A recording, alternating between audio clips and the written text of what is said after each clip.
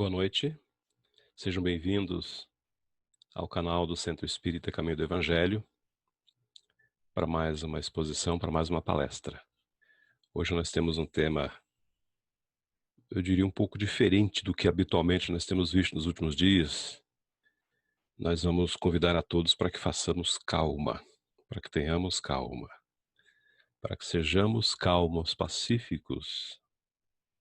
Esse é o tema de hoje, a afabilidade e a doçura. Nós traremos algumas personalidades que marcaram, eu diria, a nossa humanidade, né? Não só o nosso Brasil, mas o nosso mundo. Uma delas muito especial, você já sabe de quem se trata com certeza.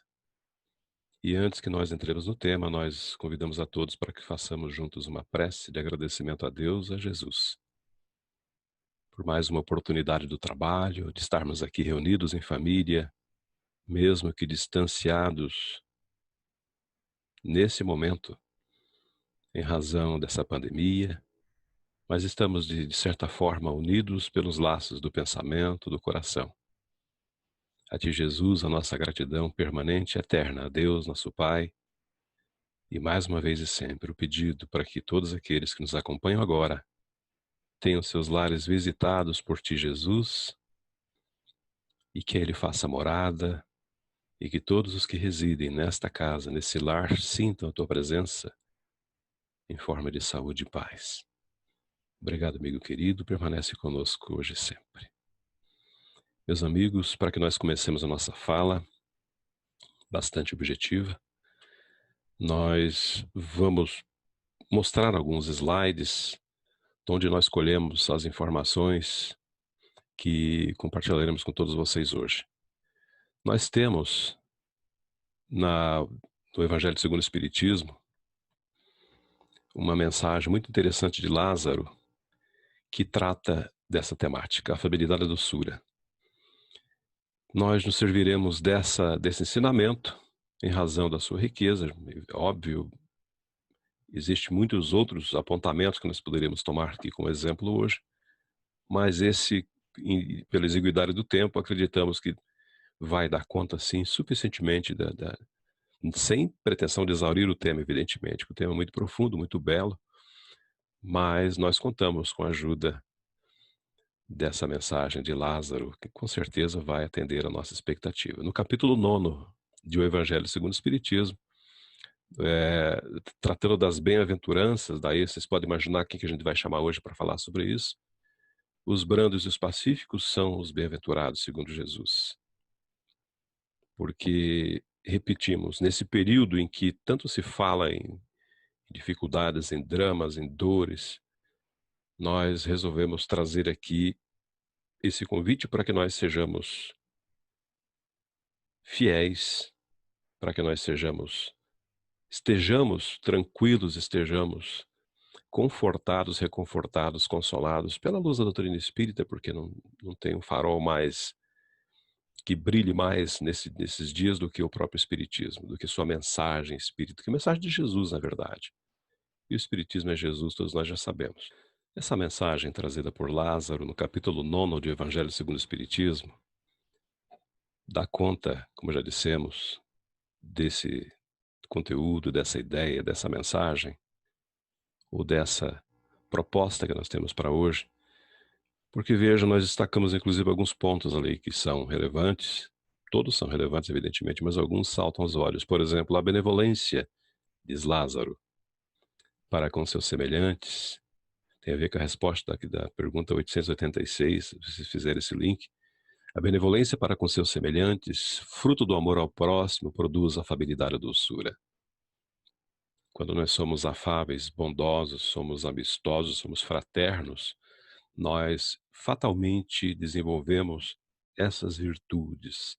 Passamos a ser pessoas cuja presença é agradável, sabe? Quando a nossa fala fica mais tranquila, porque tem confiança, porque nós temos conosco esse dom, eu diria, de abraçar as pessoas, de cumprimentar e de, não somente externamente, desenvolveremos lá na frente, falaremos sobre isso inclusive, sobre a verdade que tem que ter a nossa fala e o nosso gesto. Olha só por que que eu digo isso, porque um pouco adiante Lázaro diz: "Entretanto, nem sempre há que fiar nas aparências". Ou seja, se nós somos bons ou bondosos, amistosos, doces, afáveis, isso deve ser verdadeiro, porque nós não percebemos, mas as pessoas com as quais travamos o nosso contato diário percebem quando nós estamos sendo verdadeiros ou não. É muito fácil, nós não percebemos, mas eles percebem. A educação e a frequentação do mundo podem dar ao homem verniz dessas qualidades. O meio onde eu vivo, as pessoas com as quais eu convivo, são pessoas que têm uma fala aprimorada, ou seja, com algum requinte, com alguma elegância. E isso dá esse verniz, ou seja, essa aparência de que eu sou uma pessoa hã, filtrada, uma pessoa depurada, uma pessoa boa, uma pessoa afável.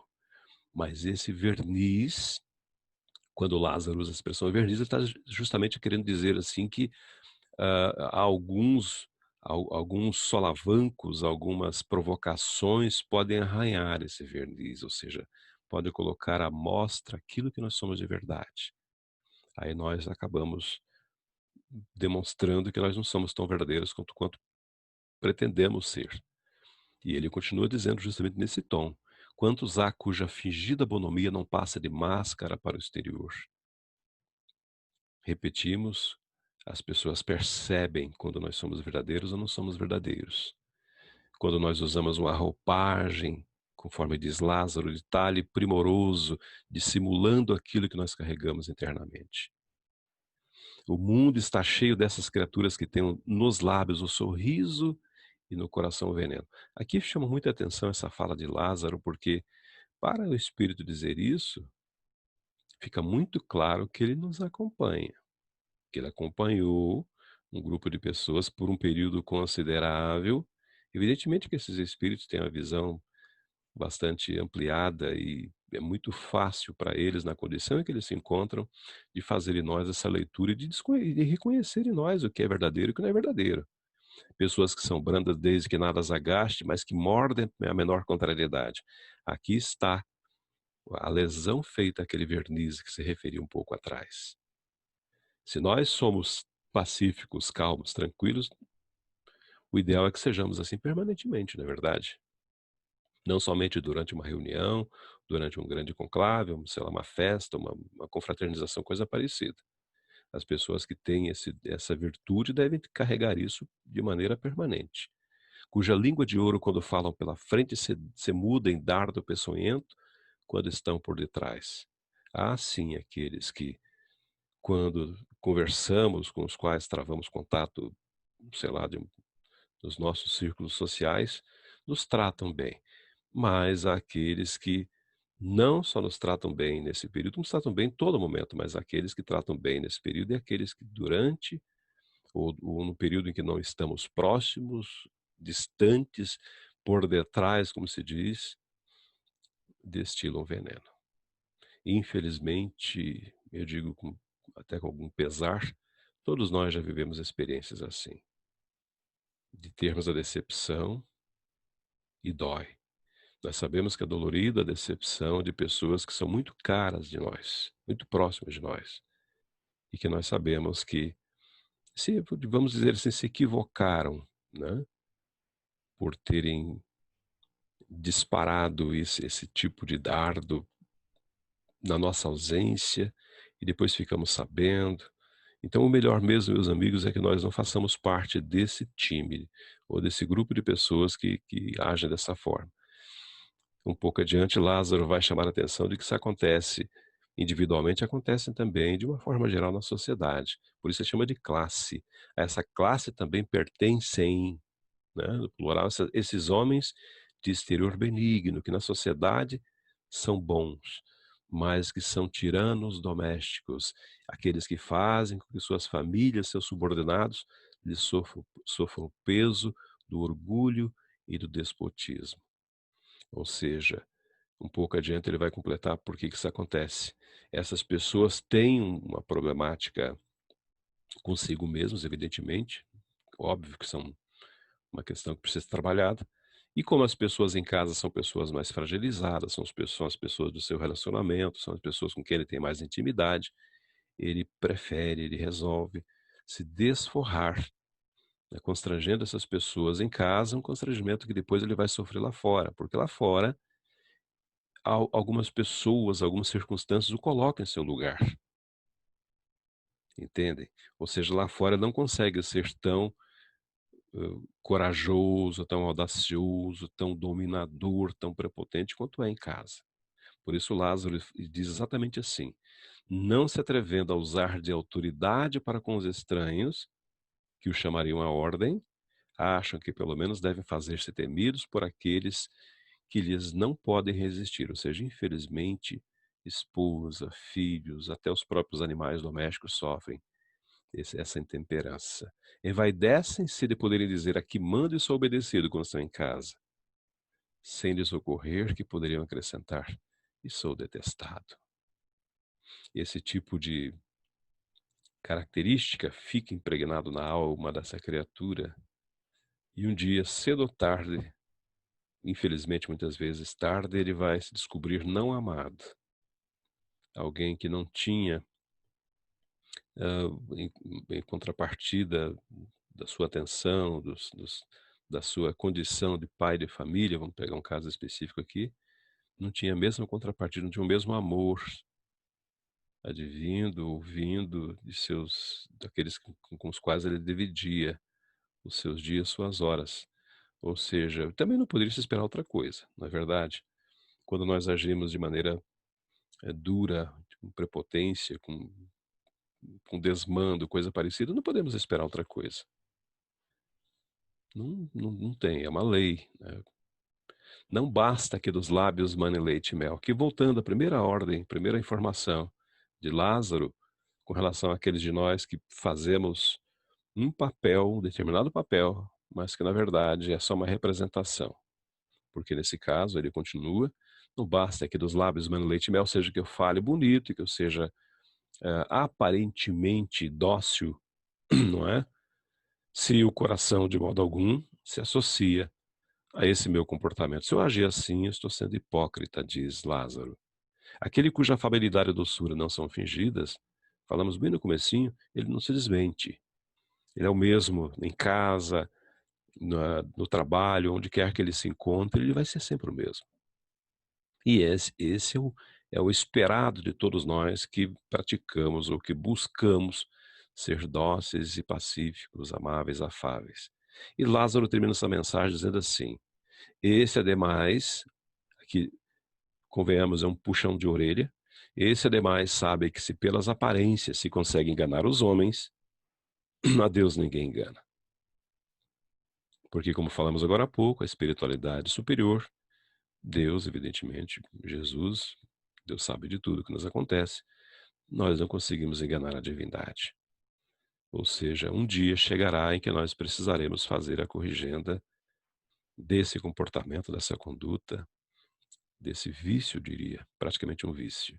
E para deixar como a proposta da exposição de hoje é falar de docilidade, de afabilidade, nós não poderíamos deixar de trazer aqui alguns exemplos de seres que deixaram aqui na Terra a sua mensagem, alguns mais recentemente, de mansuetude, de prontidão, de carinho, de amor, de doação, de tudo que é, tudo que é bom.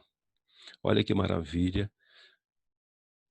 Quem nós trouxemos para nos ajudar hoje? O próprio Cristo. Jesus, uma segunda personalidade, eu diria, uma segunda entidade, eu diria. Madre Teresa de Calcutá. Um terceiro, esse não tenho o que dizer, meus amigos, Chico Xavier.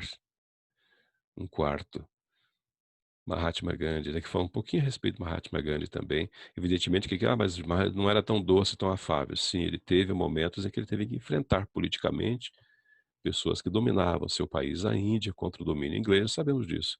Mas, no geral, ele sim, ele foi muito afável, muito doce. E um último que é muito caro do nosso coração, o Dr. Adolfo Bezerra de Menezes. Tem uma exposição com essa temática, que o tempo é mais longo, que nós desdobramos uma vasta biografia de todos eles. Aqui não é possível, por isso nós falaremos rapidamente a respeito de alguns traços desses seres, dessas criaturas, com muito carinho, que nós trouxemos para vocês hoje. Dr. Bezerra de Menezes tem uma fala dele, isso que deixou uma característica muito forte nele, além desse codinome, esse apelido de o médico dos pobres, o Kardec brasileiro. Olha o que fez muito rapidamente com que ele merecesse esses títulos. Ele diz com relação à sua profissão, à sua médico, ele dizia assim: um médico não tem o direito de terminar uma refeição, nem de perguntar se é longe ou perto quando um aflito qualquer lhe bate à porta. Isso chama, meus amigos, abnegação. O que não acode por estar com visitas, por ter trabalhado muito e achar-se fatigado, ou por ser alta hora da noite, mau caminho ou tempo, ficar longe ou no morro, quem age assim, ele diz, o que sobretudo pede um carro a quem não tem com que pagar a receita, ou diz a quem lhe chora a porta e que procure outro, aquele, ele é bastante incisivo, ele diz, esse não é médico, é negociante de medicina, que trabalha para recolher capital e juros dos gastos de formatura. Olha como Bezerra faz essa profissão eu não diria de fé, mas de doação, de devoção, de respeito para com a sua profissão de médico. Esse, aqui ele vai um pouco, não digo mais duro, mas um pouco mais verdadeiro, um pouco mais direto, eu diria.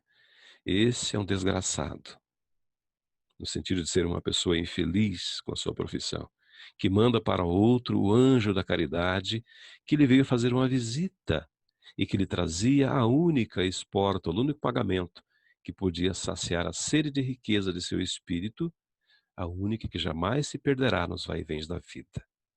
Aquele muito obrigado, aquele agradecimento de coração, de alma, meus amigos, não tem dinheiro que pague isso.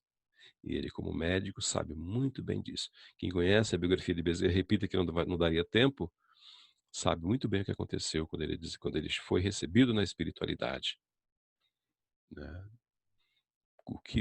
A maneira como ele foi recebido e por que ele foi recebido daquela forma.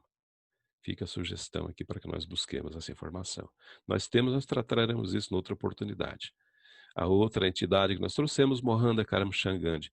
Olha, o João Edson, onde é que está ali né, o nome com o qual nós conhecemos, né? Gandhi. Onde é que está o Mahatma do Gandhi? Nós lembramos que Mahatma não é nome.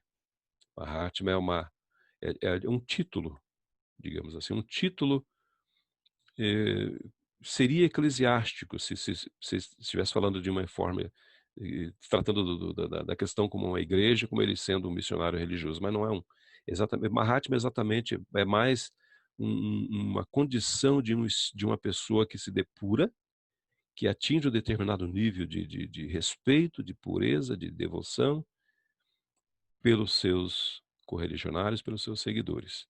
Mahatma é um título, significa nobre, puro, depurado, coisa parecida.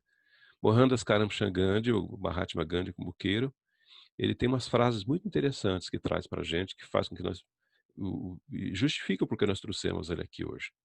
Ele diz, se referindo, veja, um hindu que conhecia profundamente o ensinamento de Jesus.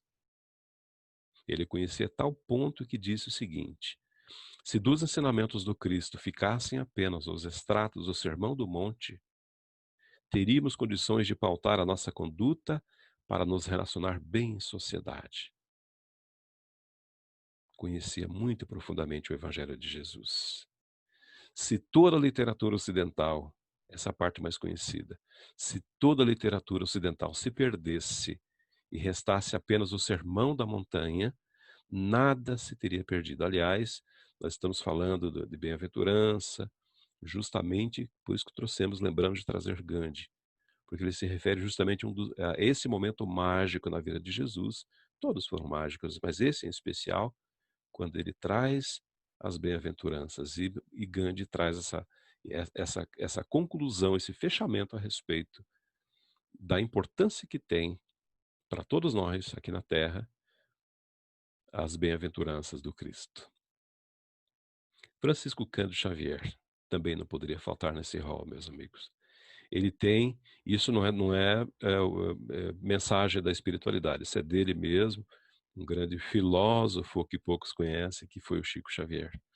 Ele diz: fico triste quando alguém me ofende, mas com certeza eu ficaria mais triste se fosse eu o ofensor. E na sua simplicidade, que é de emocionar, ele diz: magoar alguém é terrível. A consciência do Chico era algo assim realmente fora do comum. Deus nos concede a cada dia uma página de vida nova no livro do tempo. Aquilo que colocamos nela corre por nossa conta. Nos chamando à responsabilidade, nos chamando às contas, né? O Cristo não pediu muita coisa, não exigiu que as pessoas escalassem o Everest, fizessem muitos esforços, ou fizessem grandes sacrifícios. Ele diz: o que o Cristo pediu? Ele só pediu que nos amássemos uns aos outros. Esse é o pensamento do Chico Xavier. Outro também que nós soubemos, por mensagem trazida por Joana de Ângeles, da maneira como foi recebido também na espiritualidade. É maravilhosa a forma como esse homem foi recebido. Madre Teresa de Calcutá, repito, nós tínhamos uma biografia muito ampla, mas o tempo não permite que nós leamos. Então, ficamos com alguns trechos que marcaram a vida dessa mulher incomum, eu diria, aqui na Terra. Uma figura que deixou exemplos que poucas pessoas conseguem imitar. Na, na sua inteireza, evidentemente, mas muitos a seguem, graças a Deus, não é verdade? No trato com as pessoas, no cuidado com os desamparados, com os pobres, com os doentes. Madre Teresa tem algumas. Isso aqui, na verdade, se trata de uma entrevista que ela deu certa feita para médicos e para jornalistas, aqui no mais especificamente para um médico. Num dado momento da conversa, ela disse assim: o senhor não daria banho a um leproso nem por US$ 1 milhão? Eu também não. Só por amor se pode dar banho a um leproso. Quando nós falamos, mas ela não está sendo afável, não está sendo doce. Ela está sendo muito afável, muito doce. Porque a afabilidade e a doçura também, meus amigos, não pressupõe, não quer dizer que a pessoa deva ser apática, aceitar tudo passivamente, não. Tem que haver essa firmeza, sim. E Madre Teresa, pequenina, trabalhadora, era uma mulher muito, muito forte. E essa frase marca muito profundamente aqueles de nós que queremos colocar um preço na caridade. Aliás, essa mulher e a caridade são sinônimos. Por vezes sentimos que aquilo que fazemos não é senão uma gota de água no mar.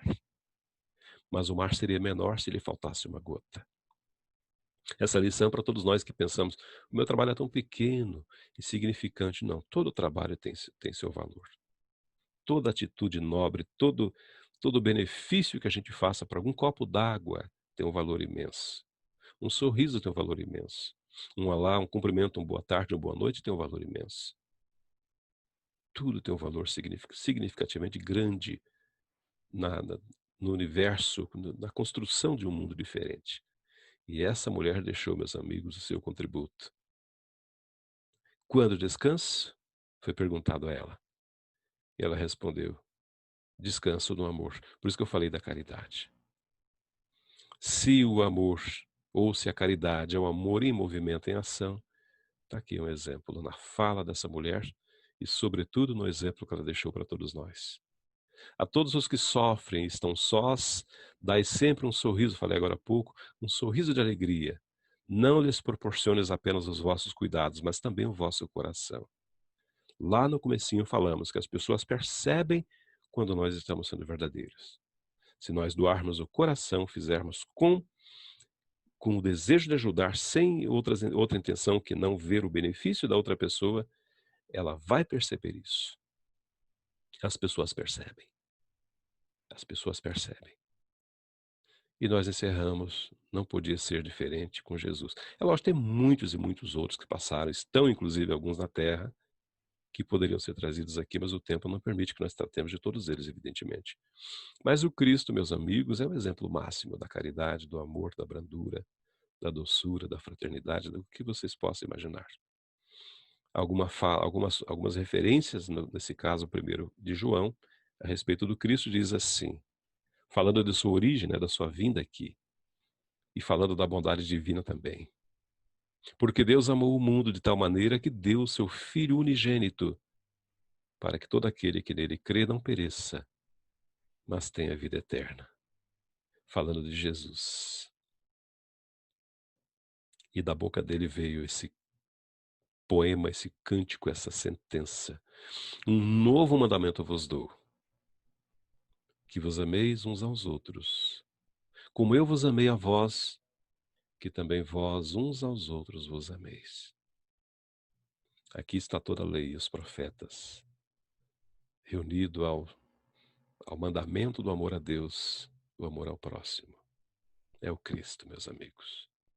Nisto todos conhecerão que sois meus discípulos, se vos amardes uns aos outros. Repetimos já muitas vezes, nós temos em Moisés um grande legislador, uma representação mais que típica da justiça. Aqui nós temos na segunda revelação da lei de Deus, o amor do Cristo, o amor de Deus por todos nós. Essa figura inapagável de Jesus, o amor. O primeiro de todos os mandamentos é: ouve Israel, o Senhor nosso Deus é o único Senhor. Aqui para Israel entendemos o mundo todo, evidentemente. Eu peguei o trecho inteiro, porque às vezes pegamos somente o tópico que nos interessa e falta, às vezes, uma base muito interessante. Olha como começa essa instrução que vocês verão na próxima lâmina. O primeiro de todos os mandamentos é: ouve Israel, ouça o planeta, todos que possam ler isso, saibam que o Senhor, nosso Deus, é o único Senhor. Lá nas primeiras perguntas do livro dos Espíritos sobre os atributos de Deus, na verdade, a unicidade de Deus. Amarás, pois, ao Senhor teu Deus de todo o teu coração, de novo amor, de toda a tua alma e de todo o teu entendimento. Se as pessoas aqui na Terra conseguem perceber quando nós estamos sendo verdadeiros ou não, imagina a divindade. E de todas as tuas forças, exerça esse amor. Este é o primeiro mandamento, o primeiro mandamento. O mais importante de todos os mandamentos. Amar a Deus e amar ao próximo. E o segundo semelhante a este, amarás o teu próximo como a ti mesmo. Não há outro mandamento maior do que este. Lembra que falamos agora há pouco de Maria Teresa? E a mulher exercendo com todo o vigor, com toda a força, com toda a beleza, esses dois preceitos de Jesus. Esse é o convite que nós fazemos aqui nesse período, meus amigos, como falamos um pouco diferente, para que nós meditemos a respeito dessa potencialidade que dorme em todos nós. Não tenhamos vergonha, receio de exercitar o amor, de exercitar a caridade. Não tenhamos vergonha, porque na verdade esse é o diferencial, é isso que vai fazer com que sejamos vistos com outros olhos, sejamos sentidos, sejamos compreendidos, sejamos, eu não diria admirados, porque ninguém busca admiração, mas que sejamos reconhecidos como cristãos. Se nós exercermos esses dois mandamentos de Deus, o amor a Deus, o amor ao próximo, nós estaremos muito, muito próximos, muito, de cumprirmos a nossa obrigação enquanto cristãos, enquanto espíritas. Fica essa mensagem para hoje. Nós sugerimos as leituras todas que vocês viram lido, o Evangelho, e as biografias são muito fáceis de serem encontradas hoje. Sugerimos a biografia de Maria Teresa, de Mahatma Gandhi, do próprio Chico Xavier, do Dr. Bezerra, né? E o Evangelho de Jesus. A biografia do Cristo é a sua obra. É o exemplo, é o que ele fez e o que ele faz por todos nós. Porque ele não fez, ele faz. Ele não foi, ele é. E é ao Cristo que nós pedimos, mais uma vez em prece, para que receba, Senhor, a nossa gratidão por esta oportunidade de trabalho, de divulgação do teu Evangelho de luz. Abraça, Jesus, essa família espírita maravilhosa que nos ouve agora. Esses amigos, essas amigas tão queridos que nos acompanham por este canal e que aguardam ansiosos o retorno às atividades presenciais, que esperamos se dê muito breve. Que nós tenhamos aprendido, nesse período de recolhimento, as lições que o Senhor espera que todos nós compreendamos, da fraternidade, da amabilidade, da doçura, da caridade. Fica conosco, amigo querido, hoje e sempre. Que assim seja. Muito obrigado, meus amigos, pela presença, muita paz e até uma outra oportunidade.